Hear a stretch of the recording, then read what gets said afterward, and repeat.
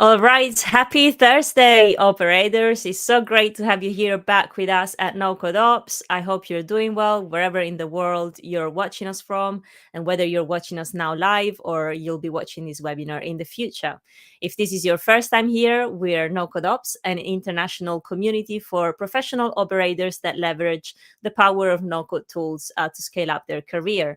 I would love to see how many people we have in the audience, where you're joining us from.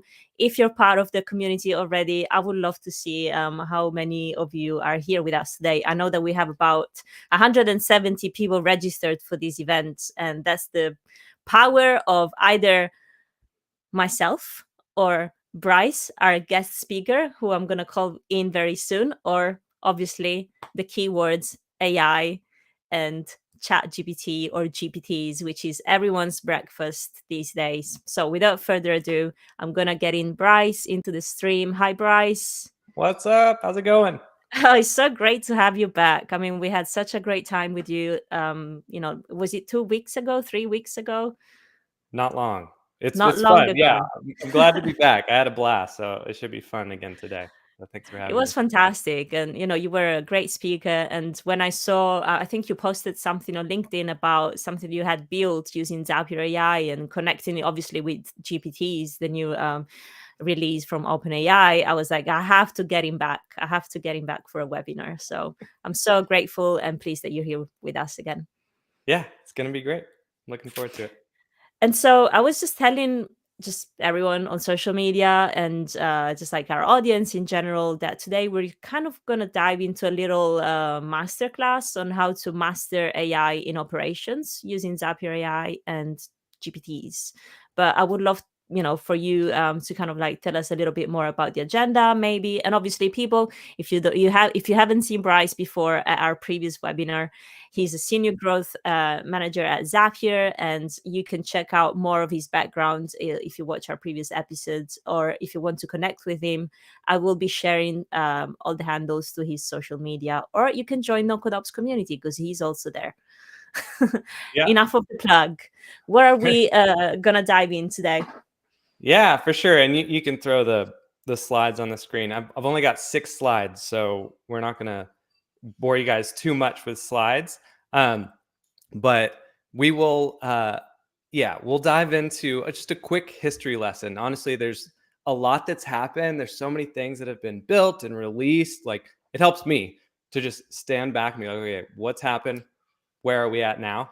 And so a part of that, I'll intro how I understand GPTs, how Zapier comes into play with what they released called AI Actions, and then the Assistance API, all that good stuff that you've seen thrown out. And then we'll look specifically about when to build GPTs versus building something in Zapier. And then should everything go well, we'll jump in and do a demo. So that's the quick agenda today. We'll do Q&A at the end, and I think that'll be about it. So does that sound good, Claudia? Sounds great. Sounds fantastic. Sounds great. I can Amazing. see Tripp in the chat, Philip. So great to see people here watching us. Cool. Well, let's jump in. All right. So any guesses as to what this number represents?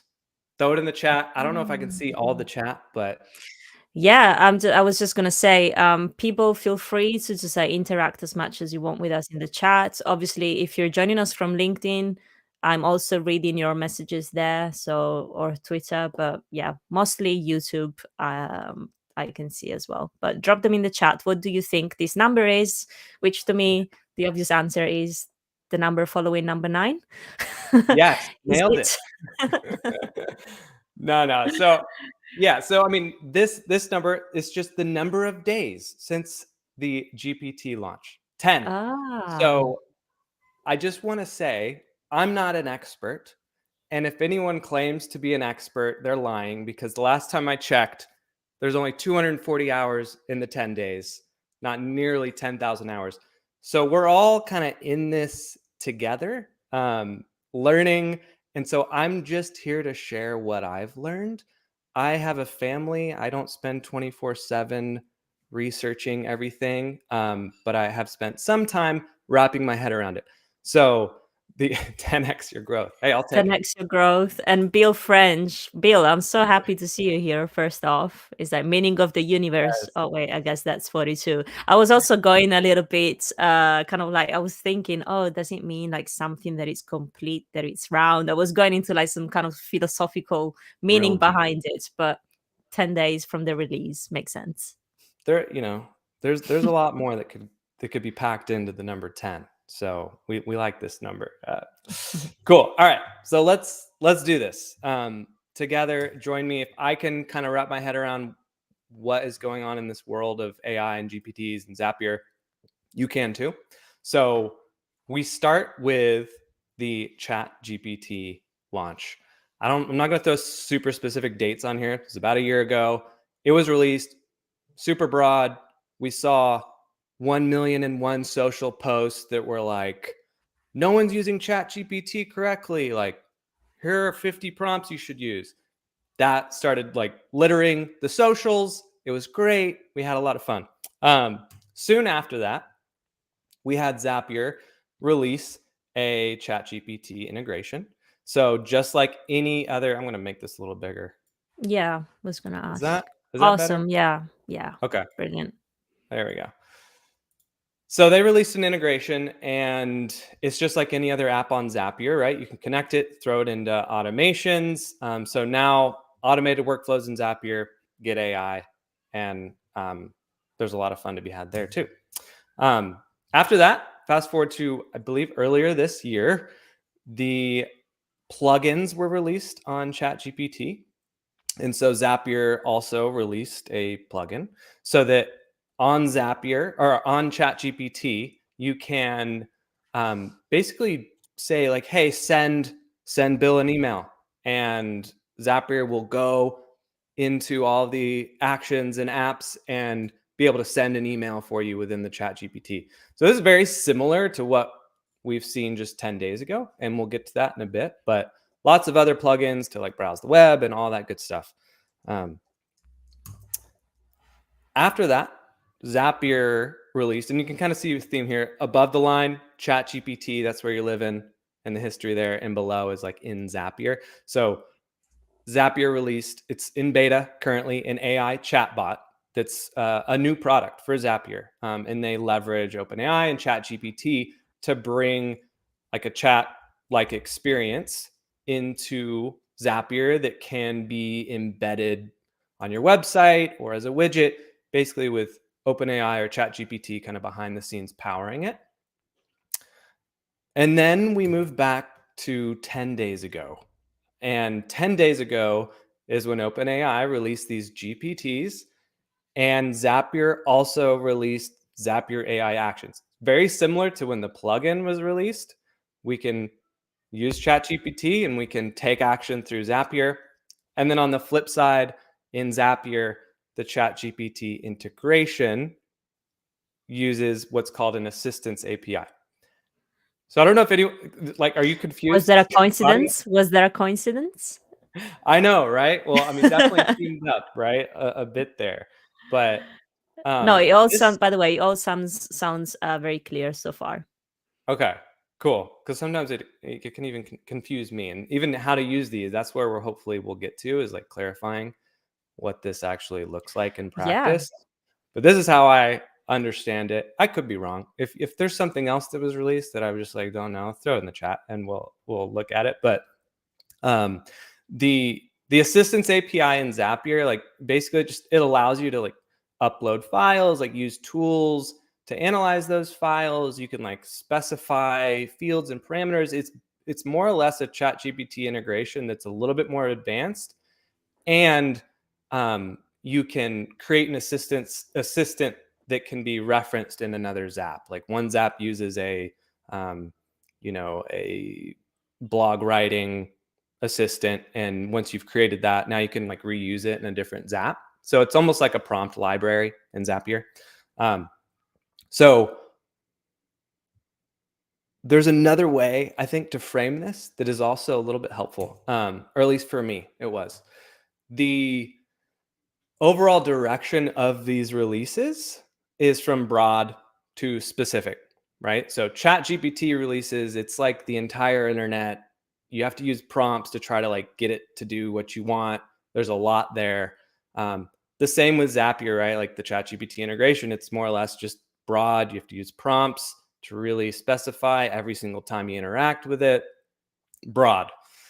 And then as time has gone on, things have gotten more specific. So ChatGPT releases the GPTs, which are essentially ChatGPT, but specific with a job to be done.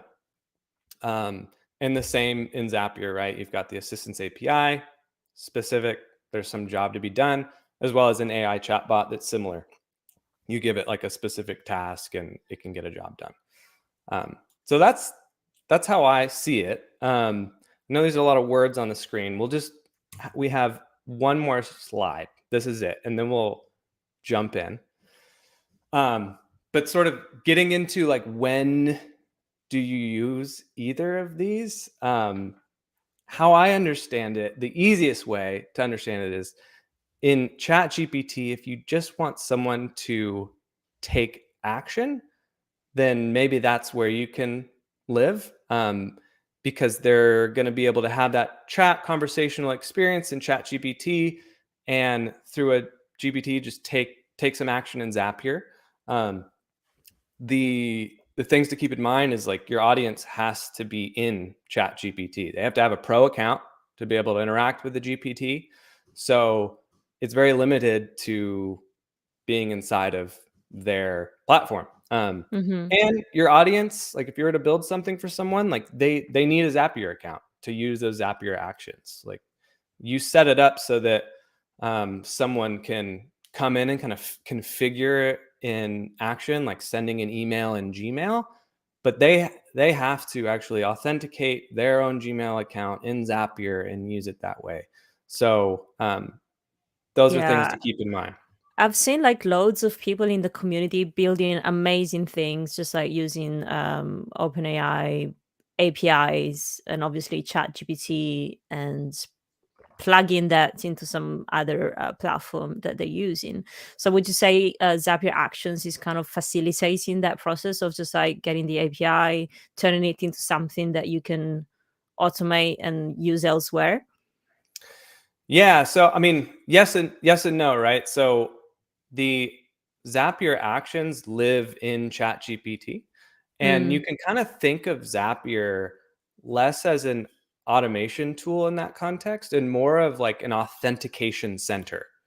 Like instead of creating an action and you have to set up an API, using the API docs and set up the auth and all that stuff.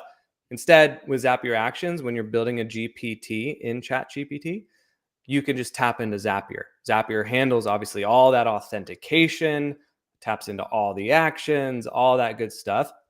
So that's how I kind of hmm. see Zapier AI actions. Does that make sense? Yeah, Yeah. Um, again, the lines are blurry, right? So we're getting through this together, and hopefully, when I jump in, it'll help crystallize it too. But very on the other meta, very side, meta. yeah. And so on the other side, when you think about actually building in Zapier, you are building on top of automation and positioning yourself for automation. And so you don't just want action like, hey, I need to send this email out or send a Slack message to my team. That's over in ChatGPT. With Zapier, while you can do that, it's more about like stringing the actions together, right? Or really defining a specific automated workflow. Um, that's where you'd want to build in Zapier. And if you also want to embed the experience, right now, Chat GPTs live in Chat GPT. You can't put them anywhere else. Maybe someday you can, but through the API that they've allowed Zapier to use and other people, you can start embedding experiences on your website or in an app you create, something like that. And the audience doesn't need a Zapier account. They're going to be utilizing your Zapier account or Zapier's own account actually for like AI chatbot. There's an account you use that's actually owned by Zapier. So, all right.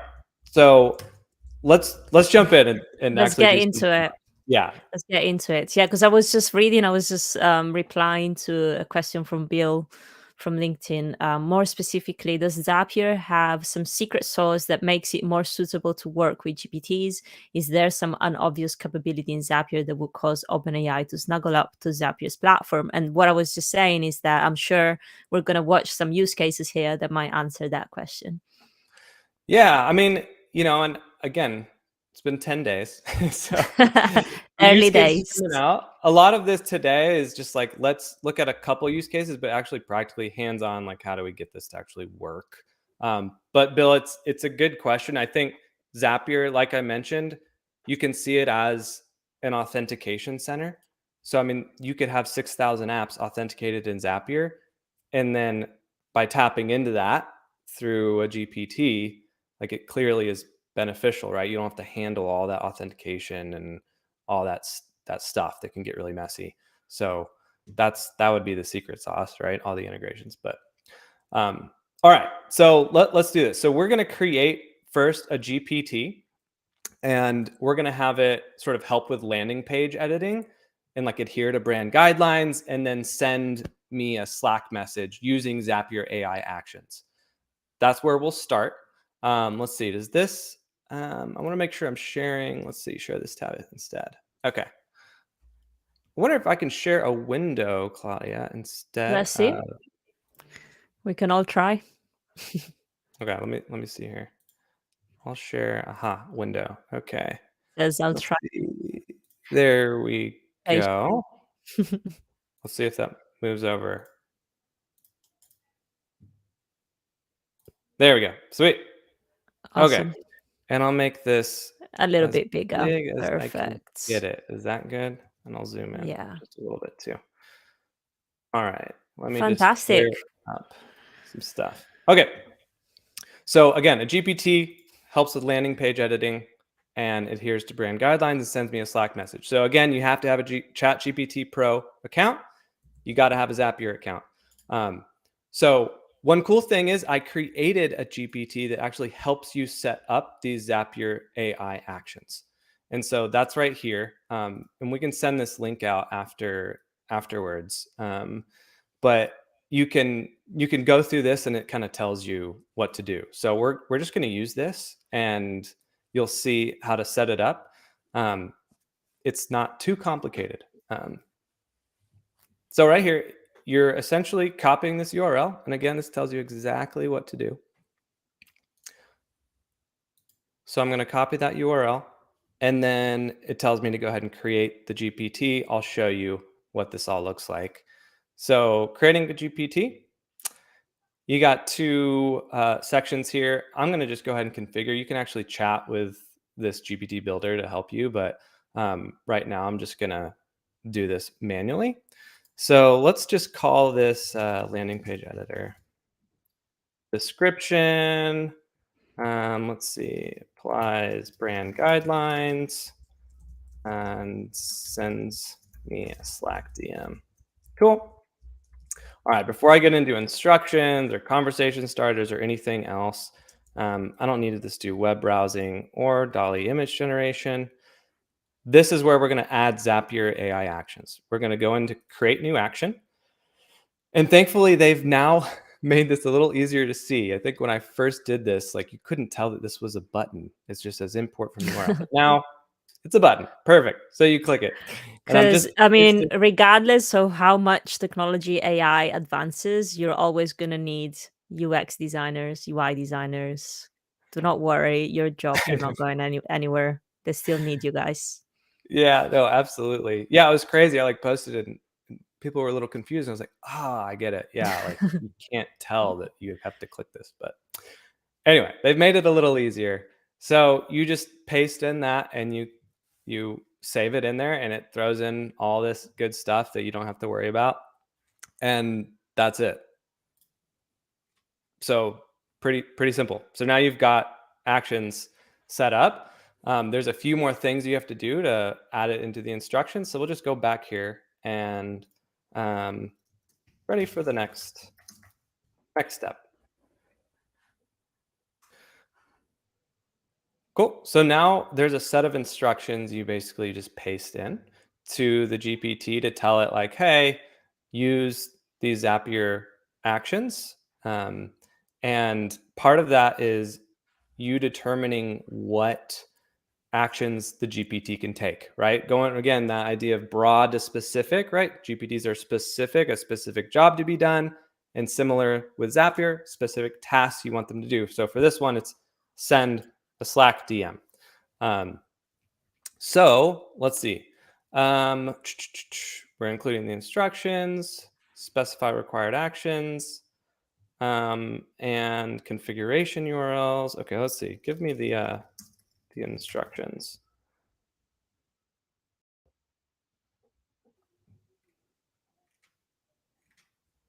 All right, and then it's going to go through here and give me these instructions.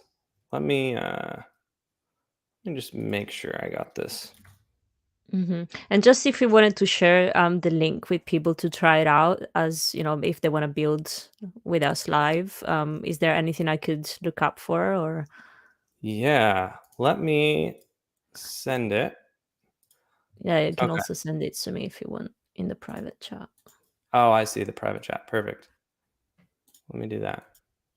So So yeah, it'd be cool. Like if you people want to try and play around with things as we build live with you, that'd be interesting. cool. Yeah, let me pull it up really quick. hmm Hmm, grabbing the link. Awesome. Okay.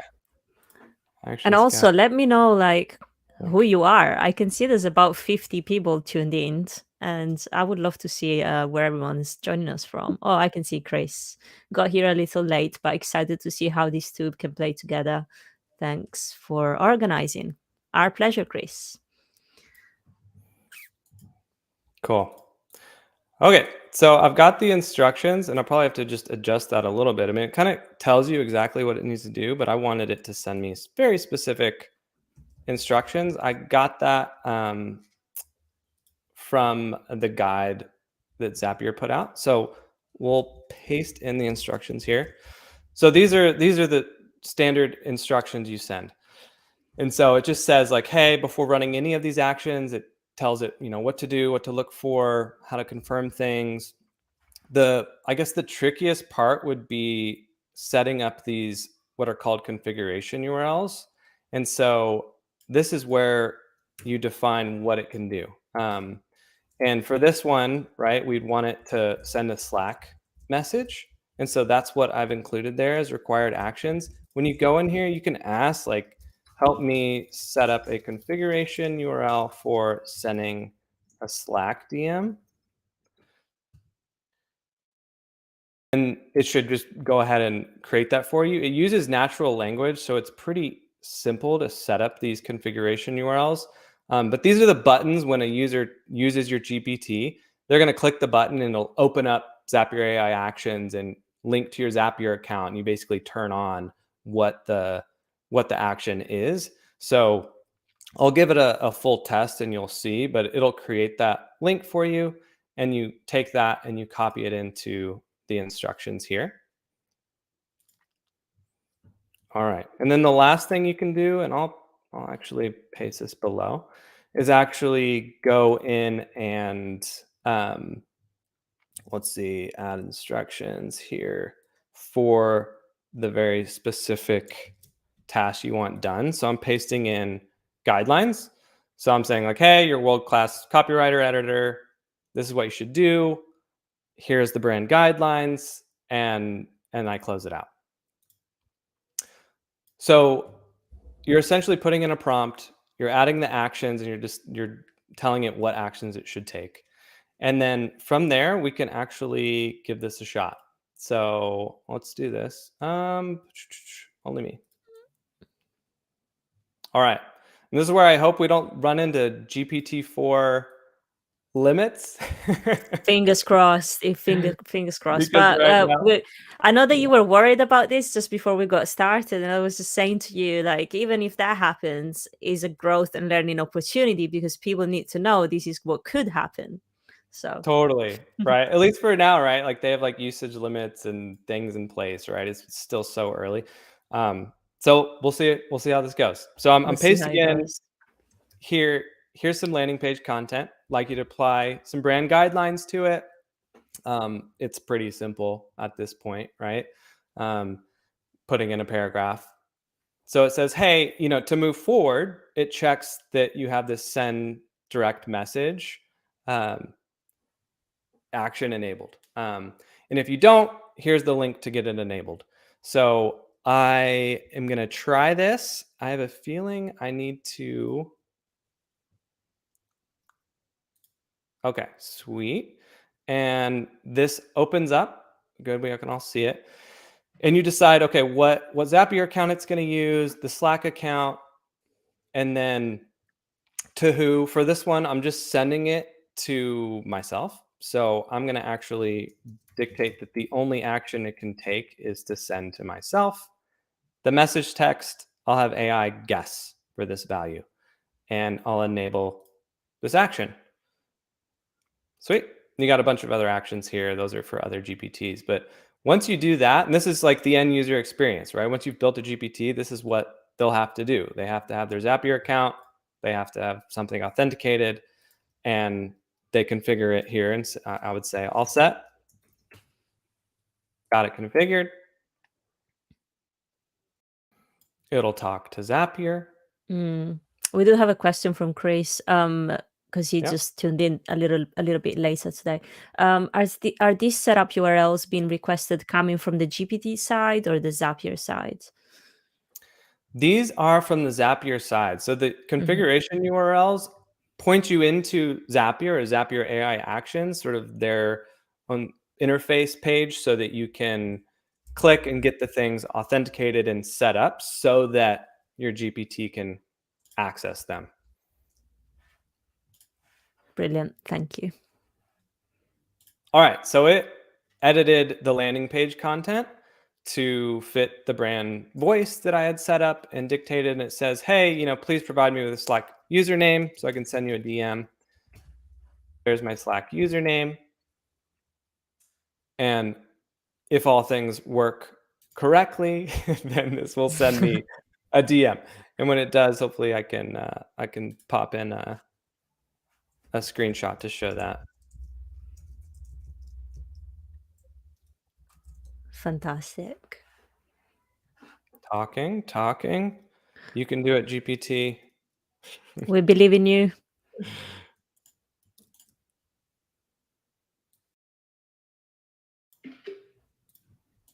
Oh, I heard the Yeah, screenshot. we like it. It's a good summary action. And as they talk, it's so fantastic to see Nice. so many people from all over the world. I opened that Pandora box. I was asking people where they're joining us from, and Yeah. it's mind blowing to see everyone just like from Yeah. all corners of the globe. So fantastic. Love it. Cool. All right. So it sent me a Slack message. I just took a screenshot, and it shows you that it came through. So amazing. It worked. Yay! So that's A what react button works as well. that's how you All get the it little moving. joys. There's lots of other examples in the guidelines, and here I'm going to send you a private link, Claudia, that maybe you can share out. So you can look there. Product manager at Zapier also has like a demo video that should be included there too, and you can kind of see more things. So you can imagine here, right? You're setting up a GPT, whatever you want to have it do. Create a Google Doc for someone. You want to have it like, I don't know, send more emails. Again, it's action on the fly. That's where it's going to work well with GPTs.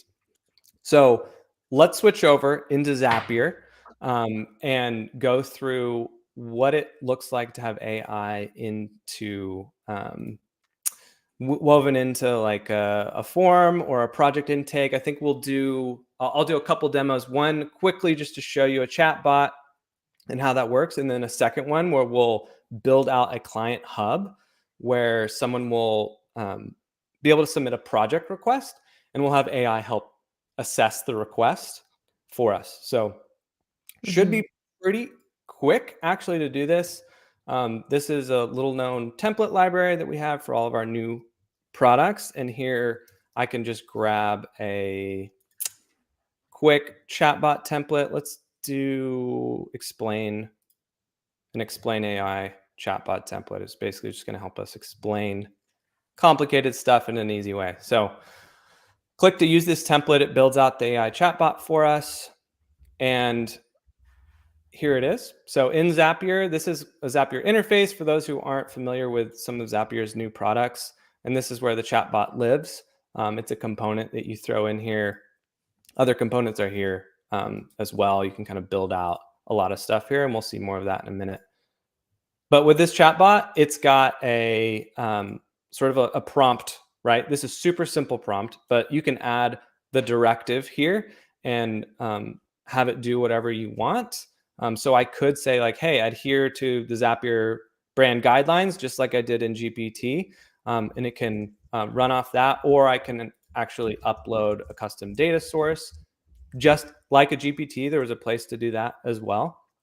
So very similar, right? But this is a standalone solution. So this URL I could send to y'all and you'd be able to access it. Or you can embed this on your website or even have it be a widget on your website. So it allows you to kind of hide ChatGPT behind the scenes, right? And build this out for clients or whoever else. So that was a quick and dirty. I know maybe some of y'all have seen this, maybe you haven't, but it's fairly Is there intuitive. a link to the templates? Yeah, I mean, if you want to just go to Zapier templates. yep, zapier.com/templates, you'll see all the templates out. They're not just chatbot templates. Let's go ahead and we can use another template to show you how I'd weave in the assistance API and do that in an automation. And I think that might really help clarify how you can use it in Zapier. So we'll look at, let's do, this project intake form template. We'll use this as our starting point, and then I'll quickly kind of build out some pieces to make this look more like a client hub. Again, this is an interface in Zapier. From here, I'm gonna add a couple things to the form. I'll remove the CAPTCHA. And I know I'm moving a little quick here, so if y'all have questions, be sure to throw them out. We can get to them at the end. So I'm gonna just add another field here called status. And this is where we'll have the AI input the assessment and output a sort of like a status on this project for a client. And so I'm just going to add this field, and it's not something we need the client to fill out. So we're just going to hide it. But when I add the field, it will automatically add it in the back end to a connected table, and that'll be visible. So once we have this form set up, which looks great, I'm just going to quickly add another field so that clients can see their project requests and their submissions. And to do that, I'm just going to add a table that connects to all of the responses they fill out. So this is populated from a table, and anything they fill out will show up here. I'll just say my projects, and we'll just set that up like that. Okay. Pretty straightforward. They fill this out. They'll see it in submissions. If I'm this is my client, then I'd get notified, and we'll have AI do some stuff here now. So we're going to add an action and create a zap to send submissions to that form through to AI. So form submission, we're just going to grab a quick just dummy sample of some information to come in. Fun trick, if you haven't seen it already in Zapier, you can actually you can make your own sort of dummy sample trigger. in test. So here's a project. Cool. All right, so this is where we'll get into ChatGPT and what that looks like. There's two different routes here. You can, through ChatGPT, you can create an assistant very similar to creating a GPT, but within Zapier. And so you can create the assistant with instructions and all that good stuff. And once it's created, you can use it again in a different Zap. So if I had a Zapier guidelines assistant and I created 10 more Zaps that needed to knock on that assistant's door and be like, hey, like make sure this is adhering to the guidelines, I'd be able to do that. What's weird about this is that this create assistant action is in the workflow itself. And so it would create an assistant every single time, which kind of doesn't make sense. I feel like there actually is a need here for Zapier and OpenAI to build like a Zapier place where you can see all the assistants you've created via the API. Yeah, Uh, like a team, available for you there so that it doesn't generate a new one every time. exactly. So it's a Yeah. little strange. I love So this what self-reflection, this self-feedback that you're giving yourself and the team. no, for sure. Yeah, there's always stuff to improve, right? Um, so I mean, what you could do is create the assistant and actually test run a test, right? Just like you do in Zapier, you test the action. It will actually do that action. So it'll create the assistant. And once you've created it, then you can just remove this step, right? And you can go and say conversation with an assistant. And that's really where you're going to want to live, is this conversation with the assistant. And you'll be able to choose the assistant from the drop down, right? So if you were to Mhm. create it already, it'll show here. If not, that's fine. And for this example, we'll just go with conversation with assistant, and it'll create it. It'll create an assistant for you every time. So for this, Um, well, go ahead. Do you have a question? yeah, there's a question from Steven, which is quite interesting. Is this assistant here, is it GPTs or is the assistant in OpenAI Playground? Yeah. So Assistance API is sort of the API equivalent to a GPT, right? So a GPT you are working with and building in ChatGPT's interface. But if any other app out there, including Zapier, or if you want to make a startup, build a startup to do this, you would have to tap into the Assistance API, and it gives you very similar functionality, right? So with with the Assistance API, you choose the same thing like tools, like can it analyze a file? You can actually upload a file and put it here just like you would in a GPT, but again, behind the scenes via API if you're building something on top of the API. Mm, um, we do have another question. Can I? Yeah, that's fine. Yeah. Let's tackle it right now. Um, let's, as just like what we were saying, let's hit the nail again on the Yeah. head. So we can theoretically create swarms with where the output of one action could be input for another action assistant, etc., in a chain. So just like more complex tasks based on a fairly simple initial input. Yes. Yeah. So you could have in an automation here in Zapier, you can string together assistants. I could have like a brand guideline assistant. I could have a like include relevant link assistant. I don't know, whatever assistants I want to use and automate the workflow. And so whatever's output, maybe it's a Google Doc, maybe it's update on your Webflow site, whatever, has all that happening behind the scenes.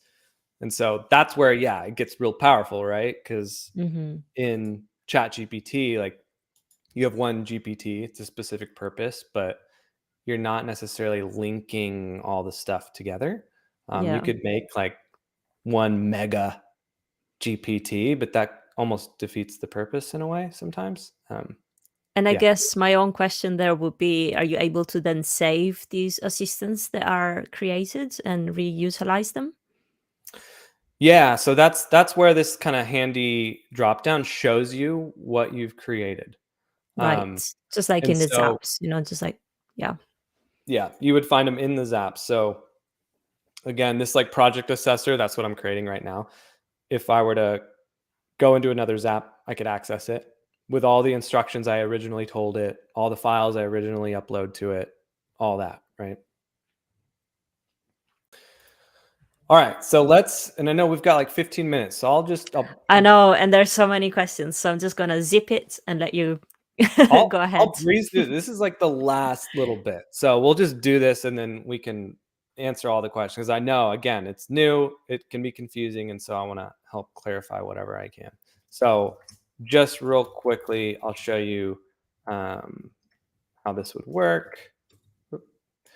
Let's see, description, project budget. So I'm just telling the assistant what to pull in from the form when someone fills it out, right? The assistant name, project assessor, demo, spell correctly. There we go. Um, and then the instructions, I'm going to make this real simple. If the project budget is less than $100, we're going to output like project accepted. If it's more than 100, we'll say, let's chat. And so that's all it's going to do. I could upload files. I'm not going to do any of that right now. I'm just going to keep it simple. And we'll actually test the step.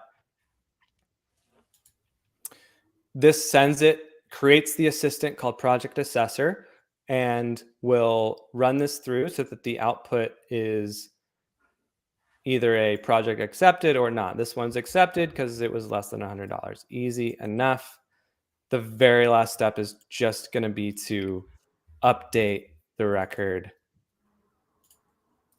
This will be the last thing we do, and then we can take some questions. So I'm basically saying like, hey, that form submission, now we want to update the status for it, and we want to have it display whatever the assistant outputted, right? So for this one, it was project accepted. Wonderful. And then we publish that. So now when someone's over here and they want to create a new project, and they're a client of yours, they would go to this form you'd send them. Here's my name. Here's my email. Description here. Budget, $100. We'd submit that request, and then it would work through the API, work through that Zap, and then I'll just actually add in. I'm adding in a little bit of a nav bar, so it's just easier to see. So once they submit that, it runs through, and then when they go into submissions, they'd be able to see their submission and the status right there that says project accepted. So no, we ran through that quick. There was a lot we covered. So I can stop sharing and answer all the questions that we could possibly answer, and hopefully I have some answers for you. So what do we Fantastic. got?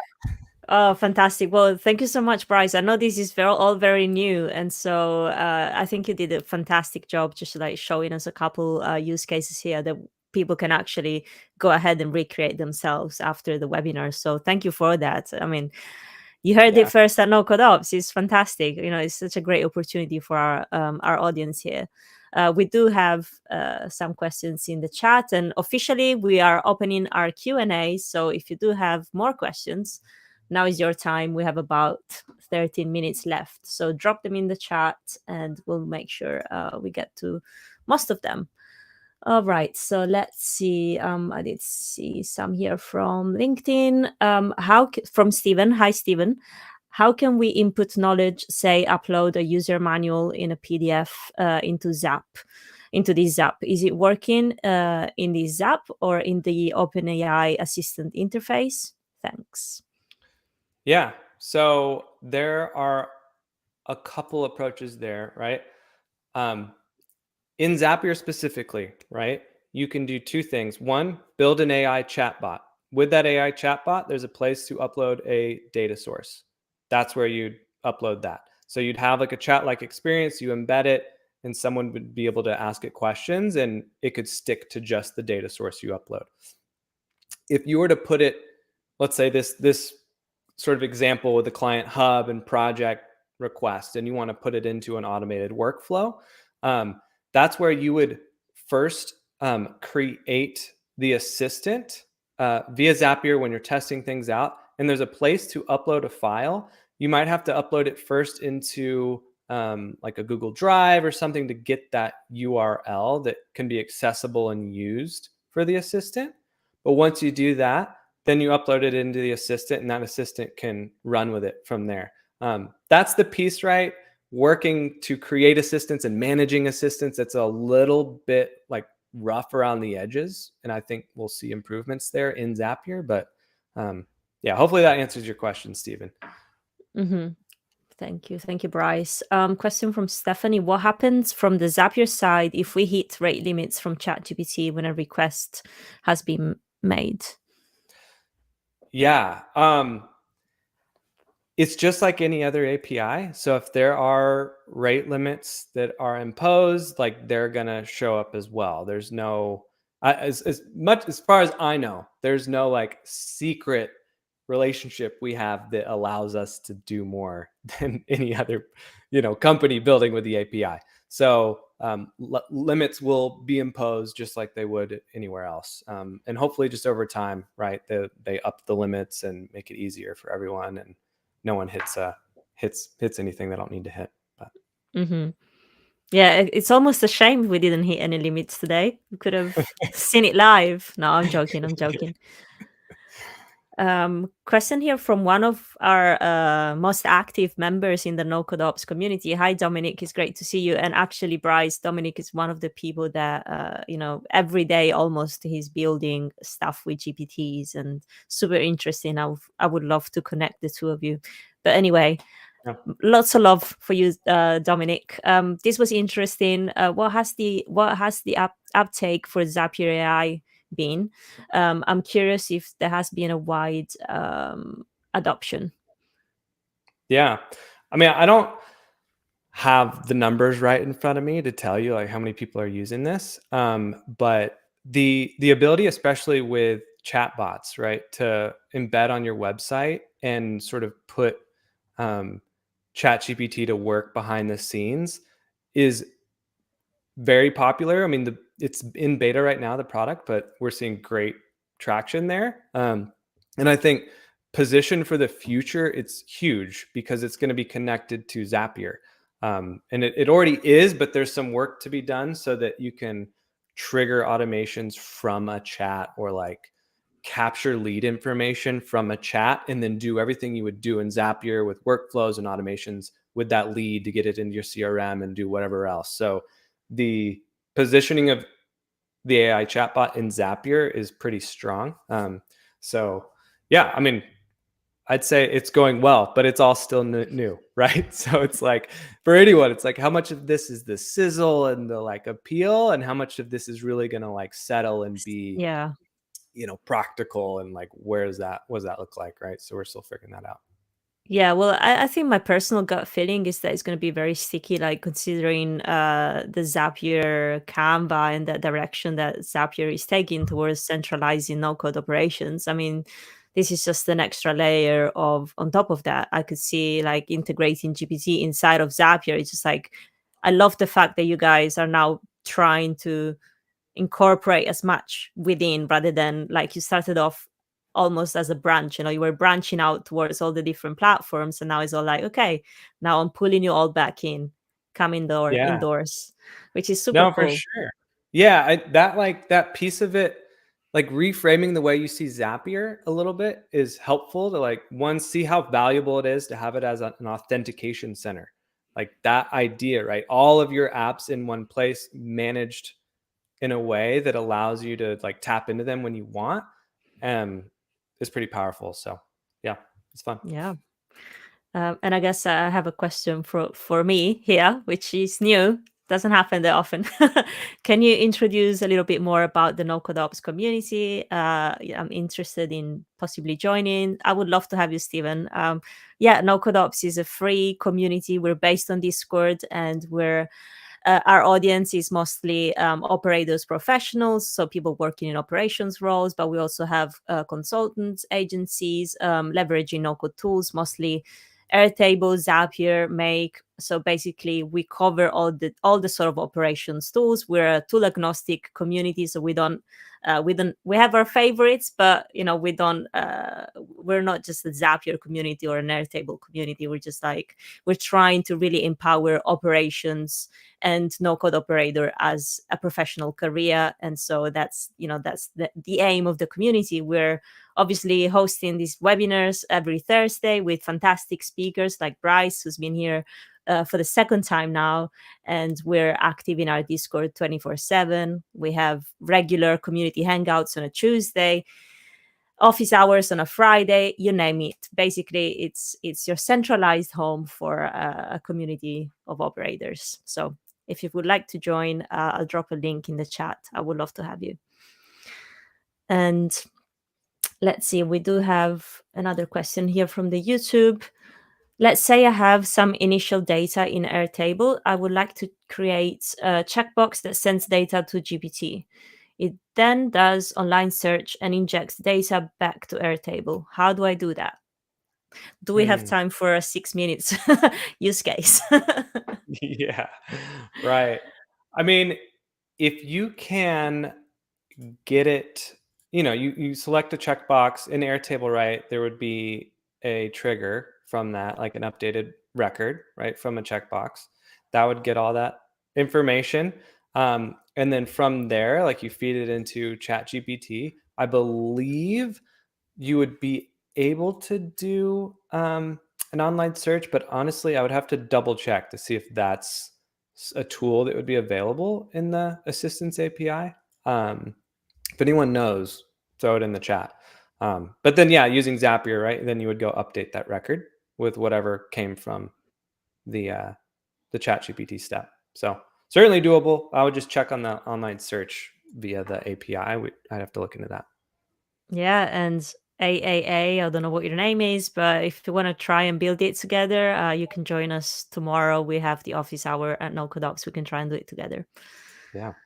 Amazing. Well, I think we're almost like, yeah, perfect time. I don't see any more questions coming up. Let me just check quickly because I have too many things open. But if you do want to connect with Bryce and ask him more questions or just like connect with him because he's awesome. And so, yeah, you should.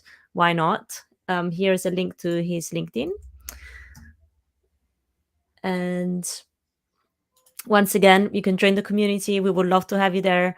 I know that Bryce and a couple people from Zapier are in there. We're very fortunate, and we love just maintaining this relationship because at the end of the day, we're here trying to share knowledge and empowering people, and that was, the main purpose of no code in the first place. Empowering all the non-technical people to start building, their ideas, and so that's what we want to do. And I feel like it just goes beyond NoCodeOps, Zapier, anything. This is just like we're very fortunate to have cool people in the no-code space like Bryce, who's here. And thank you so much, Bryce, for giving us your time again to be here, sharing your presentation and your knowledge with us. Yeah, thanks for having me. I mean, hopefully it took you all one step closer to clear and away from blurry, but I know there's still, yeah, some technical aspects to it and it can get in the weeds. So, yeah, joining NoCodeOps and like a community that can help, that would be ideal, right? So, yeah, thanks for having me. It's been fun. Absolutely, absolutely. And I know that next week on Thursday is Thanksgiving for our audience in the US. So we won't be here because we're gonna let everyone having a good time without being on your notifications for a day. But we will see you the week after, and I will probably be streaming from Madrid. So if you are in Spain, in Madrid for No Code Day, which is happening on the 30th of November, come along, come and say hi. I would love to meet with you. Bryce, thank you again. Have a fantastic day. and we'll keep in touch for our third episode. Who knows? Yeah, we'll see. All right. We'll Thank see. you. See All y'all. right. Bye. Have a great day. Bye bye.